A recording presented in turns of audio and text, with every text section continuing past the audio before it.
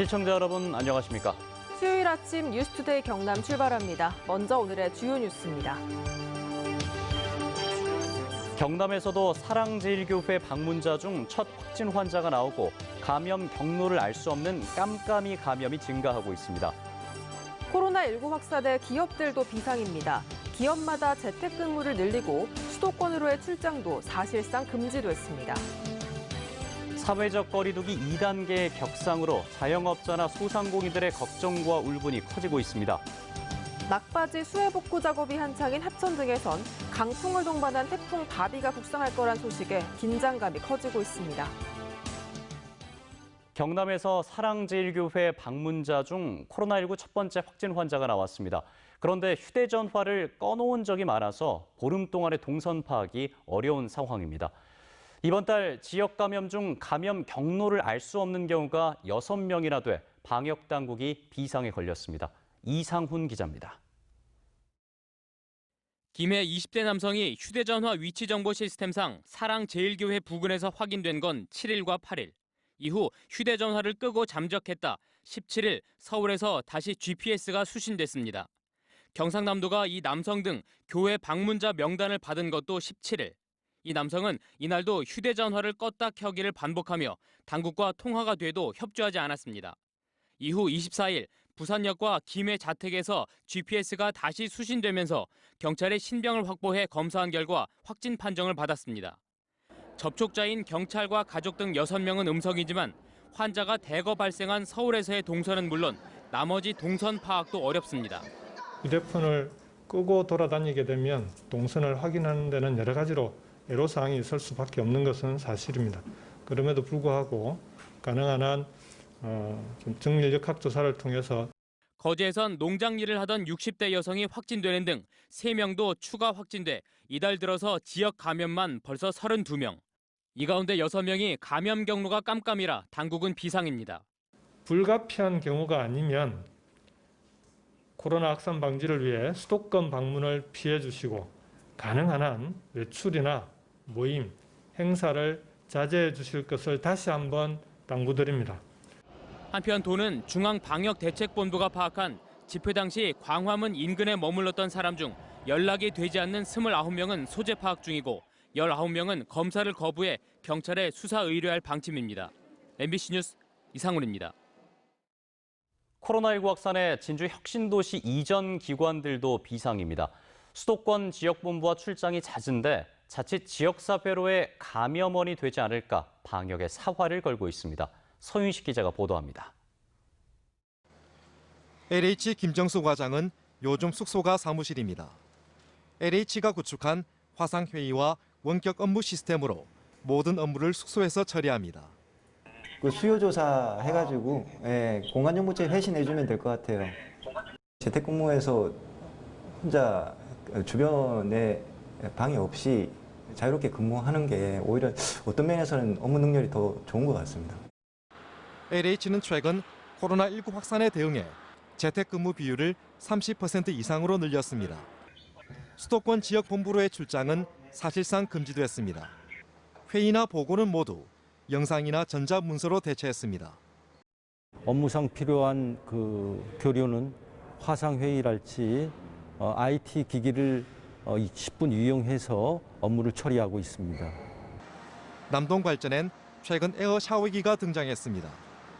외부인은 반드시 무균 소독실을 통과해야 합니다.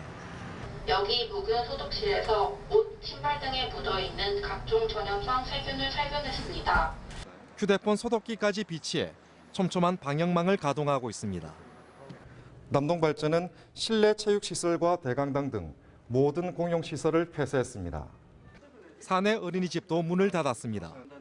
조금이라도 이상 징후가 있으면 진주 본사로의 출근은 불가능합니다. 발전 설비를 운영하는 중요한 일을 하고 있기 때문에 그러한 전염이 되지 않도록 회사 전체가 어떤 그런 시스템적으로 관리를 하고 있는. 중소벤처기업진흥공단도 부서별로 최대 50%까지 재택근무를 확대했습니다. 수도권 지역본부와의 업무 교류가 많은 만큼 자칫 지역사회로의 감염원이 되지 않을까 방역에 사활을 걸고 있는 겁니다. 정부 공기업이자 지역사회의 구성원으로서 진주 혁신도시 이전 기관들이 코로나19 방어의 최전선에서 고군분투하고 있습니다. MBC 뉴스 선식입니다. 코로나19 2차 대유행이 현실화되고 있는 가운데 누구보다 자영업자나 소상공인들의 걱정이 이만저만이 아닙니다. 가뜩이나 장사가 잘 되지 않는 데다 매달 내야 하는 유지비 때문에 가게 문도 쉽게 닫지 못하고 있습니다. 서창우 기자가 취재했습니다. 코로나 위기에 근근히 버텨오던 창원의 한 예식장입니다. 관리비와 임대료 등 한 달에 드는 유지비만 월 3천만 원. 계속된 적자에 지난달 결국 직원 7, 8명을 내보냈습니다. 엎친 데 덮친 격으로 또다시 사회적 거리두기 2단계로 격상되자 당장 이번 주말부터 결혼식과 돌잔치를 취소 또는 연기해달라는 요청이 하루에 수십 건씩 쏟아지고 있습니다.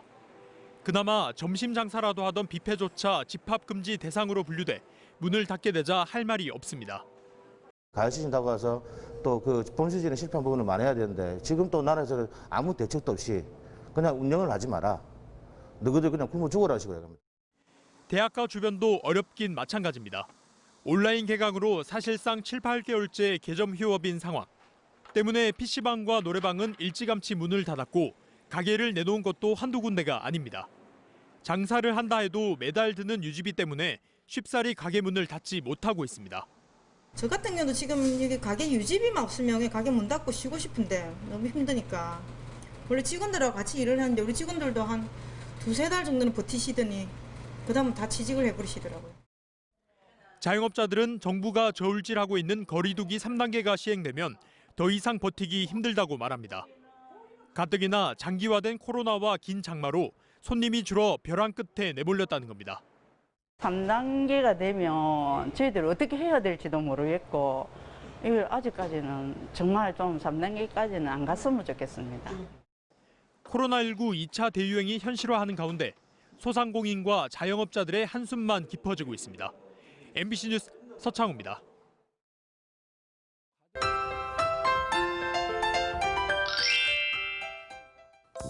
현재 태풍은 서귀포 남서쪽에서 북상하고 있습니다. 위성 영상 보시면 소용돌이 구름대로 형성된 태풍의 모습을 보실 수 있는데요. 이번 태풍은 중형급 태풍으로 매우 강한 바람을 몰고 올 것으로 보입니다.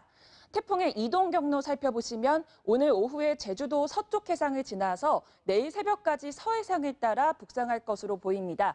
이후에는 북한 황해도 부근에 상륙할 것으로 보이는데요. 태풍의 영향을 가장 강하게 받는 시기는 오늘 오후부터 내일 아침이 될 것으로 보입니다. 현재 남해동부 먼바다에는 태풍주의보가 발효 중이고요. 경남 지역과 남해동부 앞바다에도 차차 태풍특보가 발효될 것으로 보입니다. 태풍의 이동 경로와 가장 가까운 경남 서부 내륙에는 최대 300mm가량의 물폭탄이 쏟아질 것으로 보이고요. 그 밖에 경남 남해안 지역에는 50에서 150mm가량의 많은 양의 비가 쏟아지겠습니다. 이번 태풍은 역대급 강풍이 예보되면서 바람 피해 없도록 주의하셔야겠습니다. 순간 최대 풍속이 초속 30m에 달하는 매우 강한 바람이 불겠는데요. 시설물과 농작물 피해 없도록 신경 써주시길 바랍니다. 현재 남해와 거제를 제외한 지역에는 폭염특보가 발효 중입니다. 아침 기온부터 보시면 밀양 25도, 창원은 26도에서 시작하고요. 낮에는 창원 30도, 양산은 31도까지 오르겠습니다. 서부 지역 보시면 거창 24도, 진주 25도에서 시작합니다. 낮에는 진주 30도, 합천은 31도까지 오르겠습니다. 바다의 물결은 최고 8m까지 매우 높고 거세게 일겠고요. 남해동부 먼바다에는 태풍주의보가, 남해동부 앞바다에는 풍랑주의보가 발효 중입니다. 모레까지 흐린 날씨에 비가 쭉 이어지겠고요. 기온은 30도 안팎을 보이겠습니다. 날씨 정보였습니다. 지난 집중호우 때 수해가 났던 곳들에선 아직도 수해 복구 작업이 한창입니다. 수해의 상처가 아직 아물지 않았는데 또 태풍이 올라온다는 소식에 주민들은 큰 피해 없이 지나가길 간절히 바라고 있습니다. 신동식 기자입니다. 합천군 쌍책면 건태 들판. 대민 지원을 나온 육군 장병들이 망가진 비닐하우스의 폐자재를 정리합니다. 장병들의 도움으로 수해 복구 작업이 마무리 단계에 있지만 갑자기 찾아온 태풍 소식에 주민들은 추가 피해가 나지 않을까 걱정이 앞섭니다. 삐켜가지고 막 가족이만 막 기다리고 있지. 뭐 자연 힘을 뭐 이길 수가 없잖아. 또다시 원상태로 돌아갈까 봐 그것도 걱정이지. 주택이 물에 잠긴 주민 10여 명은 지금도 임시 거주 시설에서 생활하고 있습니다. 낮에는 마을에 돌아와 복구 작업을 하고 밤에는 비좁은 텐트에서 잠을 청합니다. 문 위틀까지 물이 들어찬 집안은 살림이 하나도 남은 게 없습니다. 궁리에 쓸려 떠내려가고 물에 젖은 가재 도구는 쓰레기가 됐습니다. 그래도 들어와야 되는데 이건 지금 뭐 언제 될지. 이건 집은 뒷전이고 지금 뭐 농작물하고 이런 게 빨리 이제 돼야 되니까. 2주가 넘은 이재민 생활이 언제 끝날지 기약도 없는데 강풍을 동반한 태풍 소식에 주민들은 조용히 지나가기만을 간절히 바라고 있습니다. MBC 뉴스 신동식입니다. 제8호 태풍 바비가 북상함에 따라 경상남도는 비상체제를 가동하고 특보가 발효되면 전 시군이 안전대책본부를 운영하며 비상근무합니다. 이번 태풍이 강한 바람을 동반할 것으로 예상돼 도는 해양 레저시설 16곳, 어선 14,000여 척 등에 대한 점검을 강화하고 타워크레인 90곳은 운전 중지 지시를 내렸다고 밝혔습니다. 특히 수해 이재민들의 대피시설 방역물품 관리와 코로나19 선별진료소 일시 철거나 결박 등 대비책도 마련한다는 계획입니다. 코로나19 위기 상황 속에 대한의사협회가 오늘부터 총파업에 들어가 경상남도에도 의료 공백이 불가피할 전망입니다. 이에 따라 경상남도는 비상진료 대책 상황실을 가동하고 총파업에 참여할 병원과 의사 수를 파악해 도와 시군 홈페이지에 공개했으며 병원급 이상 의료기관에 대해 평일 진료 시간 확대를 요청하고 필요 시에는 보건의료기관 415곳에 대해 야간 진료 체계도 가동하기로 했습니다. 합천군의회 환강 취수장 설치 반대와 합천댐 방류 피해 보상 대책 특별위원회가 어제 첫 회의를 갖고 본격적인 활동에 들어갔습니다. 특별위원회는 조직을 환강 취수장 반대와 합천댐 방류 피해 보상 대책 등 2개 소위로 나눠 해당 소위에서 관련 문제를 중점적으로 다루고 경상남도와 국회 항의 방문 등의 활동을 이어갈 계획입니다. 창원지법 형사 1부는 부하 직원들에게 재배 중인 산약초를 훔치도록 명령한 혐의로 기소된 함양군 간부급 공무원 54살 A씨의 항소심에서 징역 6개월에 집행유예 1년을 선고했습니다. 재판부는 부하 직원들에게 산약초를 절취하도록 교사해 상급기관 공무원들에게 보내는 등 죄질이 나쁘다며 원심이 피고인에게 선고한 형이 너무 무거워 부당하다고 볼 수 없다고 판시했습니다. 전국의 법원들이 코로나19 확산에 대비해 임시 휴정기에 들어갔지만 김경수 도지사의 항소심 재판은 예정대로 진행될 예정인 것으로 알려졌습니다. 서울고법 형사 2부는 다음 달 3일에 예정된 김경수 지사의 불법 여론조작 의혹 사건 항소심 속행 공판 기일을 변경하지 않은 것으로 알려졌는데 지난 재판에서 다음 달 3일 결심 절차를 진행하는 것을 목표로 하겠다고 밝힌 바 있습니다. 경상남도는 어제 0시부터 도내 등록돼 있거나 도내를 운행하는 전세버스의 탑승객 명부 작성과 전자 출입 명부 도입을 의무화하는 행정명령을 발동했습니다. 이에 따라 전세버스 운행자는 전자 출입 명부를 도입해야 하고 전자 출입 명부 도입이 어려우면 탑승자 명부를 수기로 관리해야 합니다. 도내에는 152개 업체 2,911대의 전세버스가 등록돼 있습니다. 이달 말부터 다음 달 초까지 개최 예정이던 김해 가야금 축제가 코로나19 여파로 연기됐습니다.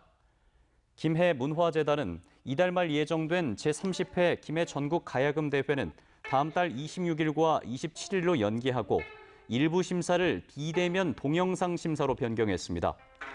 다음 달 3일부터 열릴 예정이던 제10회 김해 가야금 페스티벌도 12월 10일로 연기됐습니다.